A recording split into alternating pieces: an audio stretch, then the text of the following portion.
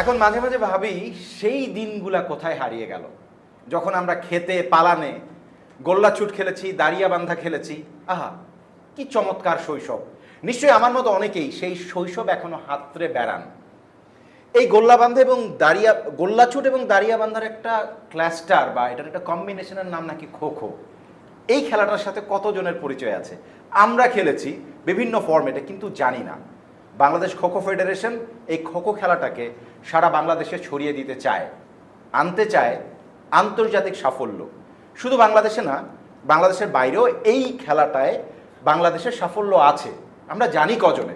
আজকে জানতে চাই, আর সেই জানার জন্যই বসেছি। সবাইকে স্বাগত জানাচ্ছি এনিগমা টিভির স্পোর্টসে। হাসান মাহাদি আপনাদের সাথে আছি, আর আমার সাথে আছেন খো খো ফেডারেশন দুজন কর্মকর্তা, এবং এই দুজন আবার শুধু কর্মকর্তাই নন, আগে ছিলেন প্লেয়ার, খেলেছেন, এখন খেলাচ্ছেন।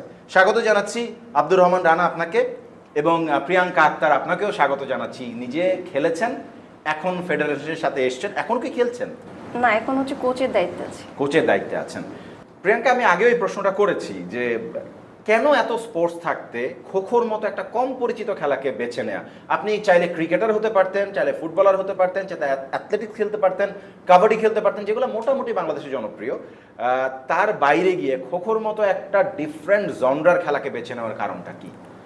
আসলে এটা তেমন কোনো কারণ নেই। আমি যখন খোখো খেলতাম, কিন্তু অন্য অন্য ইভেন্টগুলো থেকে খোখোতে আমার ফিজিক্যাল ফিটনেস বা আমার যে স্টেমিনা সব কিছু আমি একটা ইভেন্ট থেকেই পাচ্ছি খেলা। এই খোখোটা খেললে আপনার আলাদা করে অন্য কোনো ওয়ার্ম আপ বা এক্সারসাইজ বা অন্য কিছু করতে হয় না। খোখোটা মূলত যে আমাদের যে গেমটা খেললে সব কিছুর জন্য যথেষ্ট। Warm up, stretching, free hand এক্সারসাইজও খোখোটা রিল্যাক্সে চলে গেলে ফ্রি হ্যান্ড এক্সারসাইজও হয়ে যায় ওইটার মধ্যে। সব কিছু একটা গেমের মধ্যেই হয়ে যাচ্ছে। তো এই জন্য আমার অন্য গেমগুলো করতে ইচ্ছা করে না। এটার মধ্যে একটা নেশা চলে আসছে, লোভ, যে একটা খেলা খেলে সব হয়ে যাচ্ছে, অন্যগুলো কেন খেলবো। আর এটাতে তেমন সময় নিজের ইচ্ছা মতো করে খেলা যাচ্ছে, মাঠও তেমন একটা লাগে না, জায়গা কম, আর অল্প প্লেয়ারেও খেলা যায় এটা। তো যেই জন্য আমার যখন 10 জন প্লেয়ার না থাকতো, আমি 5 জন দিয়েও এটা খোখোটা খেলতে পারতাম। তো মাঠে কেউ না থাকলে 4 জন নিয়েও খোখো খেলতাম, যেহেতু অল্প প্লেয়ার এটা খেলা যায় বা এই খেলাটা খেলে আমি অনেক বেশি এনার্জি পাইতাম। পরবর্তীতে কোনো ফুটবল ম্যাচ হইলে বা অ্যাথলেটিক্স হইলে আমার আলাদা কোনো প্র্যাকটিস করতে হতো না। খোখো খেলে আমি পরবর্তীতে যে ওই ইভেন্টগুলো আবার কন্টিনিউ করতে পারতেছি। তো এই জন্য খোখোটা একটা নেশা হয়ে গেছিলো, যে অন্য কোনো প্র্যাকটিস না করলেও 12 মাস খোখো খেলতাম। আমার স্টেমিনা ঠিক থাকতো, আমার এনার্জি থাকতো খেলার প্রতি, বা আমি আমার যে বডি যে ফিটনেস ওটাও খারাপ হতো না। যখন হচ্ছে খোখোতে এই সব কিছু বুঝে গেছে, এটা ছাড়তে পারিনি, একটা ভালোবাসা চলে আসছে এটার প্রতি। আচ্ছা, এই ভালোবাসাটা না একটু মানে আমার কাছে মনে হয় যে খুবই মাদকের মতো না। যাদের সাথে আমি কথা বলি যারা খো খো প্লেয়ার, এটা অনেকটা নেশার মতো কাজ করে। রাইট, নেশার মতো কাজ করে। মানে আছেটা কি খেলাটা? আসলে এই খেলাটার মধ্যে আছে হচ্ছে ম্যাজিক। আমি তো ম্যাজিকটা বুঝতে চাই, ম্যাজিকটা বুঝতে চাই। আব্দুর রহমান রানা আছেন। রানা, এই ম্যাজিকের মানে একটু জানতে চাই। আমি বলছিলাম যে গোল্লাছুট এবং দাঁড়িয়া বান্ধার একটা মিশ্রণে এই খোখোটা আমরা অনেকেই এটার নিয়ম জানি না, খেলাটা কিভাবে হয় সেটা জানি না, সেভাবে জনপ্রিয়তা পায় না, কিন্তু অনেক পুরনো খেলা। এই সাবকন্টিনেন্টের অনেক পুরনো খেলা, 2000 বছর আগে খেলাটা চলেছে। বিভিন্ন সময় এটার নিয়ম কানুনে পরিবর্তন এসছে, কাদা ধুলা থেকে এখন ম্যাটে চলে এসছে, ইন্ডিয়াতে এটা ফ্র্যাঞ্চাইজ শুরু হয়ে গেছে। খেলাটা একটু বোঝান আমাকে। খেলাটা হলো বাংলাদেশে প্রথম 1994-এ বাংলাদেশে আসে কাজী রাজিবউদ্দিন আহমেদের চপল ও আব্দুল হাকিম স্যারের হাত ধরে। 1995 সালে অ্যাসোসিয়েশন তৈরি হয়। 1997 সালে বাংলাদেশ খো খো ফেডারেশন অনুমোদন পায়। 1997 সালে 2019 সাল পর্যন্ত আমাদের বাংলাদেশ টিম বরাবরই রানার্স আপ হয়ে আসে। South Asian games, Asian games, first in the Bangladesh games, second in the Bangladesh games, third in the Bangladesh games, সবগুলাই শিরোপা আছে আমাদের, বুঝছেন।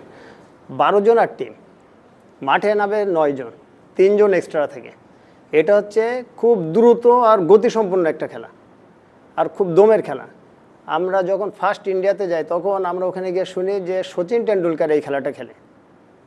আবার এই খেলাটা যখন ইন্ডিয়াতে অন্য যে কোনো ইভেন্ট খেললে ওরা আগে খোখোটা প্র্যাকটিস করে তারপরে মাঠে নামে, হোক সেটা cricket, football, handball, other side যে কোনো খেলা। ওরা এইটাকে মাদার অফ খোখো, ইন্ডিয়া যেটা করে নিছে ওরা অনুশীলন হিসাবে ওইটা করে নেয়। মানে ওরা এটাকে প্রাধান্য দিয়ে থাকে। তারপরে এর থেকে আসে প্রো খোখোয় ওরা এটা আরও আকর্ষণ করার জন্য, আরও গতিসম্পন্ন করার জন্য 7 সেট খেলে, আর হচ্ছে 3 জন এক্সট্রা থাকে, তাহলে 10 সেট। এখন এটা এত গতি হয়েছে ওদের খেলাটা, আর ওরা এত উপরে উঠে গেছে যে বাংলাদেশ ওদের পিছে হাঁটলে এখনও সময় লাগবে, 2-10 বছর লেগে যাবে, বুঝছেন। কিন্তু আমাদের সাথে কম্পিটিশন হয় নেপাল, যে নেপাল 30 বছরেও এখনও বাংলাদেশের কাছ থেকে রানার্স আপ নিতে পারিনি।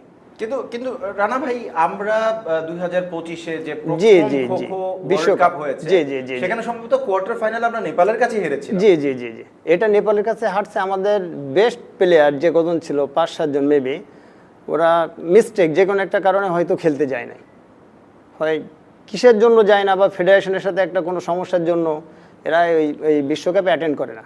তারপরে আমরা বড় বড় দলকে হারিয়েছি, তারপরেও বড় বড় দলকে হারাইছে। জি জি, এই জন্য তা সুপার 8 থেকে আমরা বাদ পড়ছে, তারপরেও বাংলাদেশ টিম ভালো করছে, যেহেতু 23টা দেশ ওখানে অ্যাটেন্ড করছে। তাও একটা বড় পাওয়া যে ফার্স্ট বিশ্বকাপে বাংলাদেশ সুপার 5 থেকে যদি বেরোয় আসে, মানে পৃথিবীর কোনো বিশ্বকাপে আমরা 5 নাম্বার হইনি। 5 নম্বর মানে ফুটবলে তো প্রশ্নই উঠে না, যাবো কিনা জানিও না, ক্রিকেটে আমরা খেলেছি 5 হই নাই কোনো। না না, আবার যদি সাউথ এশিয়ান গেমস মেবি 2026 সালে যদি ইনক্লুড হয় খো-খো, আমাদের এটা হচ্ছে সম্ভাবনা হয়ে খেয়ে বাংলাদেশের অনেক ফেডারেশন আছে, অনেক অ্যাসোসিয়েশন আছে, এরা কিন্তু বাইরে গিয়ে রানার্স আপ হইতে পারে না, কিন্তু বাংলাদেশ যে রানার্স আপ হবে এরা কনফিডেন্স দিতে পারে যদি সেইভাবে প্র্যাকটিস পায়, নার্সিং পায় বা আদার্স সুবিধাগুলো পায়, তাহলে এরা কিন্তু রানার্স আপ হইতে পারবে, মানে সে যোগ্যতাটা রাখে। হয়তো এবার বিশ্বকাপে মিস্টেক হয়ে গেছে কোনো একটা বাই দিস টাইম, এরকম বিভিন্ন ফেডারেশনে কিন্তু মিস্টেক আছে, মিস্টেকের জন্য আবার নতুন করে নার্সিং করতেছে বিদায় প্রত্যেকটা ফেডারেশন অ্যাডহক কমিটি দিছে, এই অ্যাডহক কমিটিতে এখন কাজ করতেছে, নতুন করে সাজাচ্ছে বাংলাদেশ, আমাদের ফেডারেশনগুলো নতুন করে সাজাচ্ছে এখন। রানা ভাই, একটু প্রিয়াঙ্কার কাছে যাই। প্রিয়াঙ্কা, যেটা রানা ভাই বলেছেন একটা কথা, যে বিশ্বকাপে আমরা আমাদের বেস্ট 11-এর 5 জন প্লেয়ারকে, রেগুলার প্লেয়ারকে পাই নাই। ফেডারেশনের সাথে তাদের নিশ্চয়ই কোনো একটা মনোমালিন্য, ঝামেলা যেটাই হোক না কেন, বাংলাদেশেই সবসময় এরকম দেখা যায় কেন? আপনি যখন খেলেছেন সেই রকম সুযোগ সুবিধা ফেডারেশনের কাছ থেকে পেয়েছেন যেটা প্রত্যাশা করা যায়, বা যেই দলটা বিশ্বকাপে কোয়ার্টার ফাইনাল খেলতে পারে 23 দলের মধ্যে, এবং গোটা মানে এই 2025-এ এসে 55টা দেশ দুনিয়ার যারা কিনা খো-খোকে ট্রাই করছে, প্র্যাকটিস করছে এবং এটাকে একটা জায়গায় নিয়ে যাওয়ার চেষ্টা করছে, ইন্ডিয়া তো নাম্বার 1 আছে। জি জি জি জি, আপনি যদি বলেন যে ফেডারেশনে আসলে কি ধরনের সমস্যা তৈরি হয় আপনাদের? আসলে হয় না যে যখন আমরা একটা মানুষ প্রথম অবস্থায় কোনো কাজ করি 100% দিয়ে ওটা করার চেষ্টা করি, যখন ওটা আস্তে আস্তে সময় চলে আসে ওটার প্রতি আমাদের একটা অনীহা চলে আসে, একটা যে হয় না যে অনেক দিন করছি একটু কম হয়ে যায়, ওইটার প্রতি খেয়াল কম, মনোযোগ কম হয়ে যায়, বা নিজের সুবিধা বেশি খুঁজি আমরা। সেই ক্ষেত্রে হয় কি, আমাদের মাঠে যারা আমরা কাজ করি তাদের প্রতি প্রপার যত্ন নেওয়া হয় না, বা তাদের সাথে আমাদের আন্ডারস্ট্যান্ডিংটা আস্তে আস্তে খারাপ হয়ে যায়। অথচ যারা খেলেন, যারা মাঠে থাকেন, তাদের যত্নটাই তো সবচেয়ে বেশি হওয়া উচিত। কিন্তু ওই যে ওনারা মাঠের কাজ করতে করতে কি হয়, মাঠের প্রতি আমাদের মায়াদয় কমে যায়, ভালোবাসা কমে যায়, অনেক লং টাইম কাজ ওই করে ভালোবাসা তো থাকেই না, মানে ভালোবাসা নিয়ে আসেই না, থাকে না কিনা জানি না, তবে কই মাসে সেটা আমি বুঝতে পারছি। আমরা যখন সাউথ এশিয়ান গেমস খেলছি বা থার্ড এশিয়ান খেলছি, আমার মনে হয় ওই সময় আমাদের মোটামুটি একটা প্রপার একটা খেয়াল ছিল আমাদের প্রতি ওনাদের। তো পরবর্তীতে যে টিমগুলো দেশের বাইরে গেছে বা খেলছে, ক্যাম্প চলা অবস্থায় আমি দেখছি যে প্লেয়ারদের উপর অনেকটাই অনীহা চলে, তখন অনেকটা হচ্ছে যেটা হয় না যে আজকে এটা দরকার, এটা দিচ্ছে না, আরেকটা দিচ্ছে ওনাদের ইচ্ছে মতো, কিন্তু প্লেয়ার তো এটা হবে না, এটা আরেকটা লাগবে প্লেয়ারের, তো ওনাদের মধ্যে অল্টারনেট যে ব্যবস্থা ওইটা হচ্ছে প্রপার দেয় না ওনারা। তো এই কারণে হচ্ছে আস্তে আস্তে আন্ডারস্ট্যান্ডিং খারাপ হয়ে যায়, প্লেয়াররা মাঠ থেকে বের হয়ে যায়। এই যে দুজন এক্স প্লেয়ার আপনারা এখন এশিয়ান ফেডারেশনে, যেই জিনিস আপনারা ফেস করেছেন, যেই অনীহা, যেই যত্নের অভাব, যেটাই হোক, যে কেয়ারিংটা দরকার ছিল একটা ভালো টিম হওয়ার জন্য, যেরকম ফ্যাসিলিটি থাকে আপনাদেরকে সেভাবে ফ্যাসিলিটেট করা যায় নাই। আপনারা দুজন এক্স প্লেয়ার হিসেবে আপনারা যখন এশিয়ান ফেডারেশনে এই জিনিসগুলো এনশিওর করতে পারবেন? ইনশাআল্লাহ অবশ্যই চেষ্টা করব, অবশ্যই করব। তারপরে আল্লাহ জানি না, যেহেতু আমাদের নিজের একার কাজ না, এখানে আমরা 10 জন 5 জন মিলে একটা কাজ করতেছি, 10 জনের 10 রকম মতামত হবে, এটাই স্বাভাবিক। কারণ আমরা যেহেতু এক্স প্লেয়ার, কিন্তু প্লেয়ারদের ফ্যাসিলিটি বাড়ানোর ক্ষেত্রে 10 জনের 10 রকম মত হবে না, সেটা হয় না। ওইটাই আমরা যেহেতু নতুন আসছি, এখন আমরা চেষ্টা করব এক হয়ে কাজ করতে, এক না হলে তো করতে পারবো না। ওনারা হয়তো ব্যাগ ছিল না বিধায় আমাদের সাথে পারে নাই যত্ন করতে, আমরা ওটা ফেস করছি, খারাপ লাগছে, টিম অনেকেই ছেড়ে দিছে। তো আমরা চেষ্টা করবো সবাই সাথে এক হইয়া, যার প্লেয়ার যেটা ভালো হয়, যেটা করলে আমার জেলার টিম, আমাদের দেশের টিম উন্নত হবে, ওইটাই করবো আমরা। ওই জন্যই নতুন করে কমিটি করে আসছি। যদি ওনাদের প্রতি আমরা কমপ্লেইন না থাকতো, আমরা অ্যাকচুয়ালি হলো কিছু শিখতে হবে আমাদের। আমরা পিছনে কমিটি থেকে কিছু শিখছি, কোনটা ভালো কোনটা খারাপ, আমরা কিন্তু খারাপটা নিতে পারবো না, আমাদের নিতে হবে ওদের ভিতরতে ভালোটা। ভালোটা সেই ভালোটার থেকে আমাদের অ্যাডক কমিটি আরও ভালো যদি করি তাহলে আমাদের টিমটা বেরোয় আসবে, বের হয়ে আসবে অটোমেটিক। বুঝছেন? কারণ সেইভাবে আমাদের কাজ করতে হবে। অ্যাডক কমিটির সাথে আমরা অলরেডি 2টা প্রোগ্রাম করে ফেলাইছে, একটা প্রশিক্ষণ কোচেস করছে, তারপরে একটা স্কুল খোখো করে ফেলাইছে। এই যে 5 থেকে 7 তারিখে ন্যাশনাল গেমস আছে, 8ম ন্যাশনাল খোখো চ্যাম্পিয়নশিপ, 7 তারিখের ফাইনাল, 5 তারিখ থেকে শুরু হচ্ছে। আমরা এই যে শর্ট টাইমে অ্যাডক কমিটি শর্ট টাইমে যে আমরা এত প্রোগ্রাম করে ফেলতেছি, এটা তো আমাদের কাছে বিশাল পাওয়া, বা প্লেয়ারদের জন্য বিশাল পাওয়া। এটা একটা সময় স্থবির হয়েই ছিল, হ্যাঁ। এখন এটাতে প্রাণের সঞ্চার হয়েছে, বা আপনারা যারা অ্যাডহকে এসেছেন, জি, জি, জি। এক্স প্লেয়াররা আছেন, জি, তারা জি। জানেন আসলে হাউ টু রান। জি জি জি আমি তো খেলি মনে হয় 2000 সাল থেকে 2023 সাল পর্যন্ত আমি খেলছি। 2010 সাল থেকে 2023 সাল পর্যন্ত আমি বাংলাদেশ খোখো ন্যাশনাল টিমের ক্যাপ্টেন ছিলাম, আমি প্রতিনিধিত্ব করছি। রানা ভাই, এই যে খোখোর প্রতিনিধিত্ব করেছেন, খোখো খেলেছেন, জি। খোখোর কাছ থেকে পেয়েছেনটা কি? প্রাপ্তির জায়গাটা একটু বলেন আমাকে। খোখোর কাছ থেকে আসলে পাওয়ার কিছু নাই আমাদের, আমরা ভালোবাসার টানে খোখোটা খেলি, মানে ভালোবেসে শুধু দিয়ে ভালোবেসে শুধু দিয়ে গেছি, কিন্তু আমাদের প্রতি ফেডারেশন কতটুকু গুরুত্ব দিছে আমরা জানি না, কিন্তু আমরা দিয়ে গেছি। রানা ভাই, আমি কি বাংলাদেশের খোখো প্লেয়ারদেরকে নায়িকা শাবানার সাথে তুলনা করতে পারি? না, তার চেয়ে উপরে তুলনা করতে হবে, মানে আরো কিছু স্যাক্রিফাইস, আরো উপরে স্যাক্রিফাইস এরা করছে, তা অবশ্যই এটা করতে হবে। কারণ আমরা তো দিয়ে গেছি মাঠে, ত্যাগ স্বীকার করে গেছে, সে কিছু নিয়ে গেছে এখান থেকে, বাংলাদেশ থেকে। আমরা তো বাংলাদেশে দিয়ে যাচ্ছি শুধু ফ্ল্যাগের ইতে, বাংলাদেশের যে ফ্ল্যাগটা এটার মূল্যায়ন করতেছি আমরা, বাংলাদেশকে প্রতিনিধিত্ব করছি, বিশ্বে বাংলাদেশকে তুলে ধরছি। তাকে ছোট করবো এটা কিন্তু না, আমি তাকে ছোট করতে চাই না, কারণ সে তার দিক থেকে সে এক সাইডে আছে, আমরা আমাদের দিক থেকে এক সাইডে রয়েছে, দুইটা ভিন্ন জিনিস।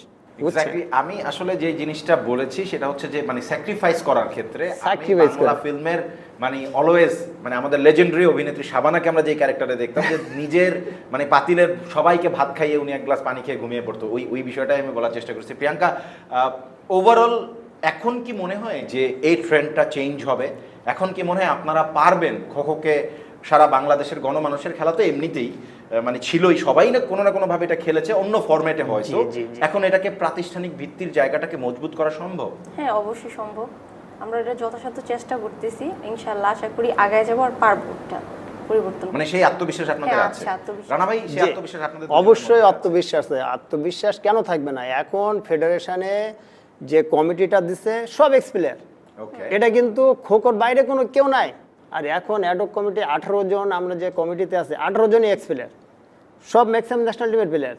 কেউ 2000 থেকে 2006, কেউ 2006 থেকে 2010, আমি 2010 থেকে 2023, আবার আরও কিছু প্লেয়ার আছে, এরাও সবই খোখোর সাথে সম্পৃক্ত।